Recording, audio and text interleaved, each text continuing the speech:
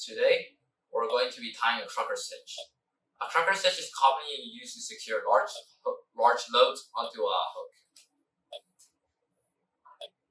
Now first, with one end of the rope, fold it around so it creates a loop like this.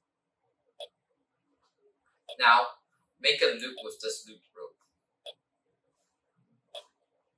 Like this. Take this end of the rope out.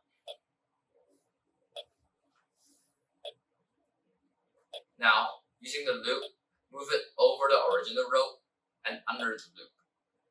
Here. Now simply pull, and the first part of your trucker stitch is done with the directional figure 8 knot.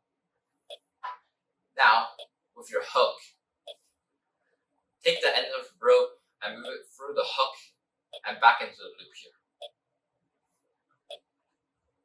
Now you simply tie some half hitches to secure the hitch, and you're done. That's your trucker stitch.